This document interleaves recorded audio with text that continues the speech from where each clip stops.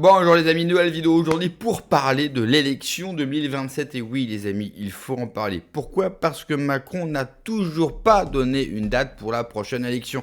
Pire, quand il s'est rendu voir l'équipe de France avant leur départ pour la Coupe du Monde, eh bien on lui a offert un maillot à son nom, avec le numéro 27 et un petit sourire en coin. Sans compter bien sûr toutes les nominations qu'a fait Macron pour verrouiller la 5ème République. Alors on peut se demander réellement si l'élection va avoir lieu et si Macron ne va finalement pas continuer au pouvoir. Mais juste avant bien sûr d'écouter tous les intervenants sur GPTV, n'oubliez pas de vous abonner, le pouce, le commentaire, le partage, le boost de la vidéo.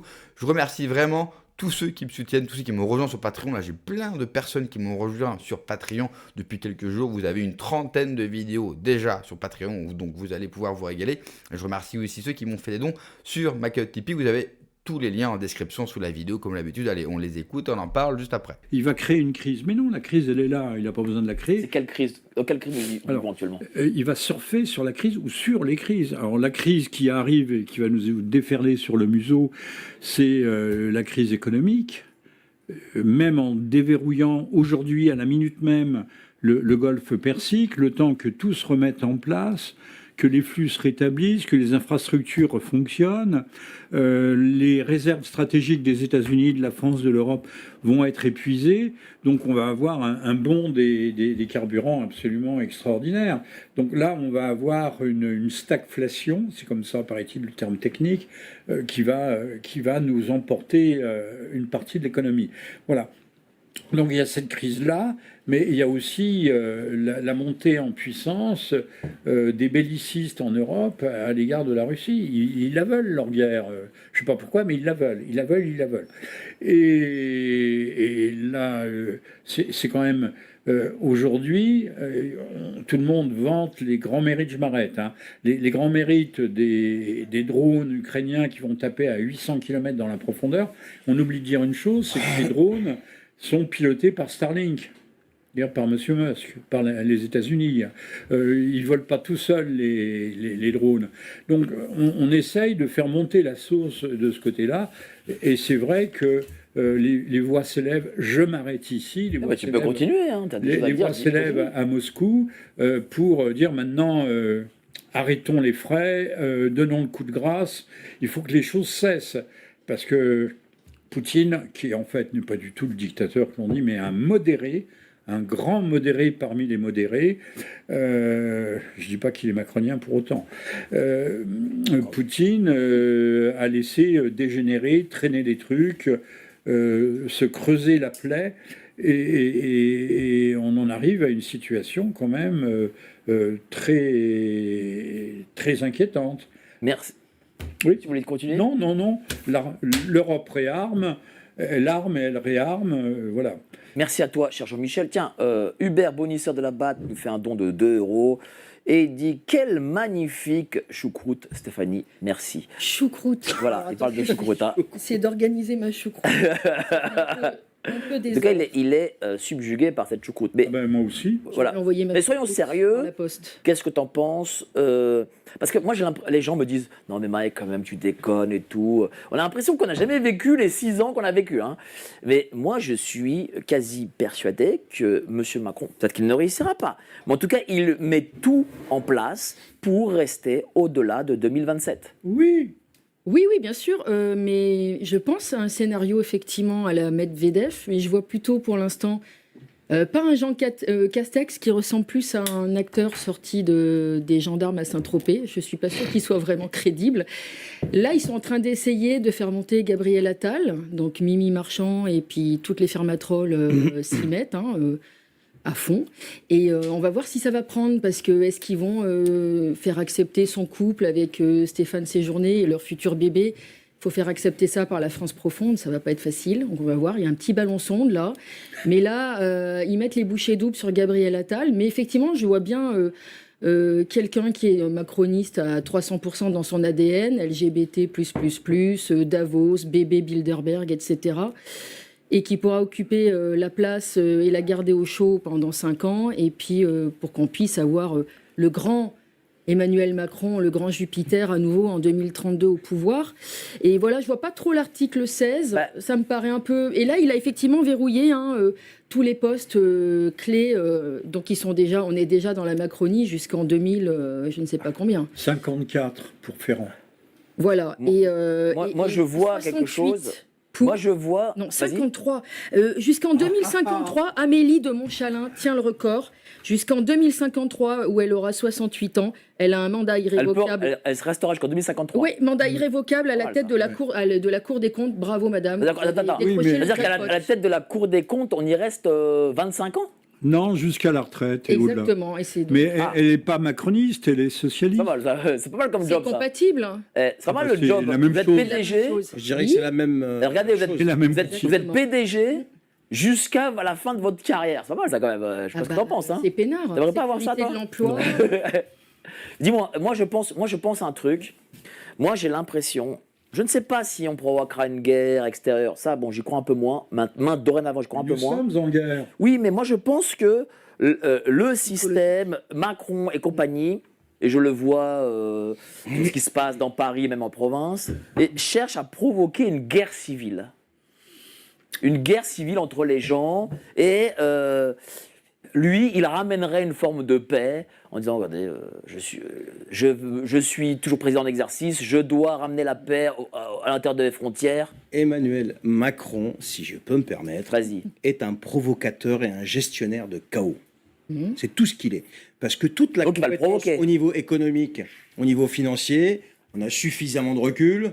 Dans le privé, le moindre demeuré, il ferait 10 fois moins que ça, il se ferait virer manu militari et il serait fiché partout et il serait incapable de retrouver du boulot. Donc au niveau économique, tout ça, c'est de la daube, mais en boîte. Moi, ce que je pense, c'est que ce mec-là, il a un projet. Donc, c'est même pas lui qui a un projet. On a un projet pour lui. On l'a désigné pour qu'il accomplisse ce projet, qui est la dislocation de la nation France, pour en faire un lender dans le but d'avancer vers ce fédéralisme européen, vers les charges, détruire. C'est ça.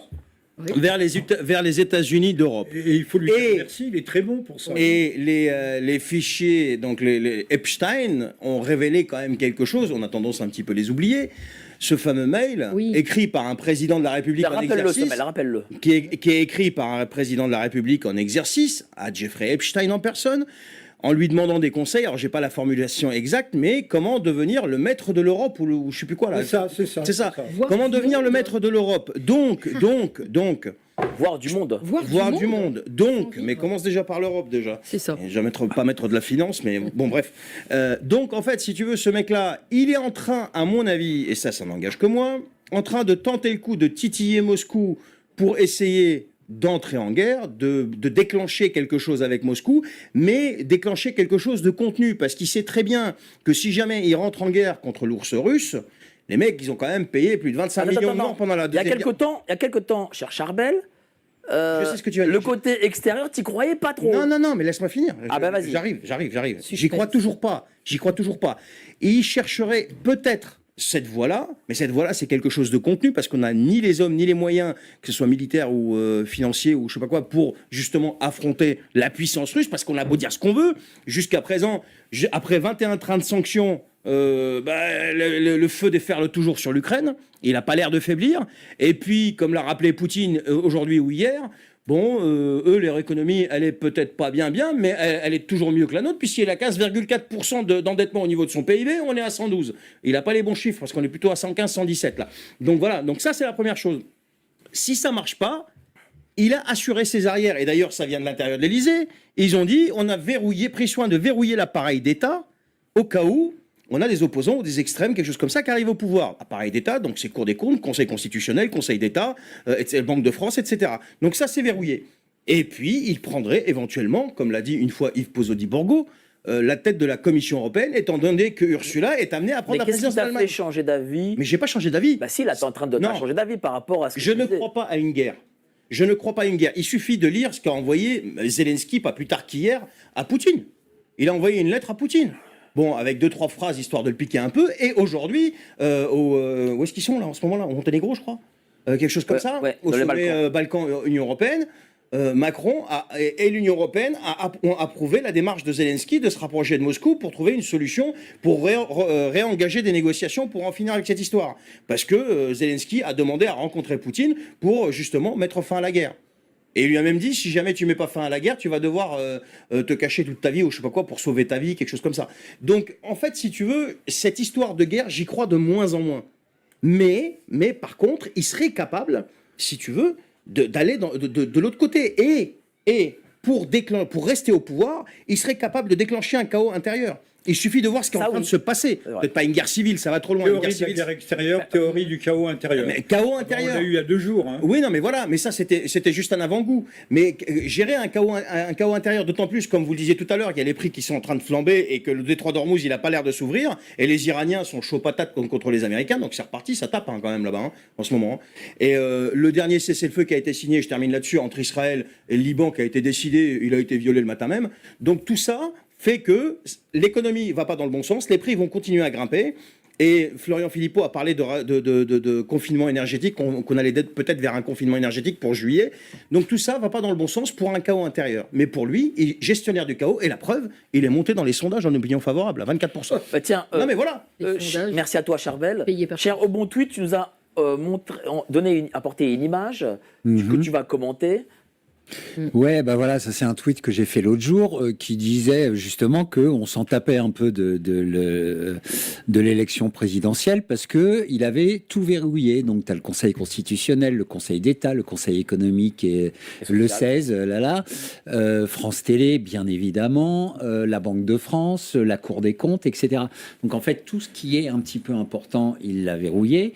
Je rappelle que depuis quelques années, il nous fait des petites lois de programmation militaires qui sont en même temps très précises et très floues, très précises dans leur champ dans l'application, voilà, et très flou dans ce qui est de nature à mettre en place, en branle justement tous ces trucs-là. Donc il faut pas forcément une guerre pour prendre les pleins pouvoirs, il faut une menace sérieuse, etc. Ce qu'il faut pour prendre les... Et moi je suis désolé, mais la menace sérieuse, elle est chez nous. Hein. Il ne faut pas regarder forcément à l'extérieur, en Ukraine, en Iran ou dans une autre partie du monde.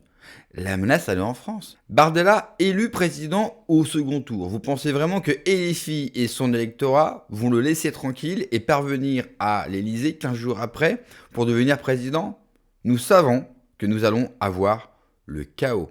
Et puis, imaginons que Bardella y arrive. Il est vraiment nommé président, il arrive, passe son pouvoir avec Macron. Mais vous pensez vraiment que les 5 ans de mandat de Bardella vont bien se passer? Qu'il ne va pas y avoir un chaos en France? Parce que nous, on imagine que Macron va tout faire pour rester au pouvoir. Mais il pourrait très bien le reprendre, hein. Bien avant la prochaine élection, bien avant 2027. Et ça, c'est une possibilité. Le conflit, il est sur notre sol. Vous savez, avec toutes les fameuses lois de progression militaire, on s'imagine un conflit à l'extérieur. Mais je vous rappelle que nous sommes dans une guerre civile larvée en France. Alors oui, certes, les Blancs et le peuple autochtone, le peuple d'origine n'est pas au courant, mais nous sommes dans une guerre civile larvée en silence. Et comme Macron a verrouillé toutes les institutions de la République, pour résumer que tout le monde restera à ses ordres, il peut très bien déclencher pendant le mandat de Bardella, avec l'aide bien sûr de LFI, de la gauche, de tous les syndicats et de leur électorat, une guerre civile pendant le mandat de Bardella et revenir aux affaires parce qu'il sera rappelé par ces fameuses institutions dans une sorte de mandat d'exception où lui arrivera et se présentera bien sûr aux Français comme le sauveur. Et comme les Français n'y comprennent pas grand-chose, eh bien j'ai plein peur qu'ils feront encore le mauvais choix. Merci d'avoir regardé la vidéo les amis, n'oubliez pas comme d'habitude de vous abonner, le pouce, le commentaire, le partage, le boost de la vidéo. Prenez soin de vous, que Dieu vous protège. Allez, ciao.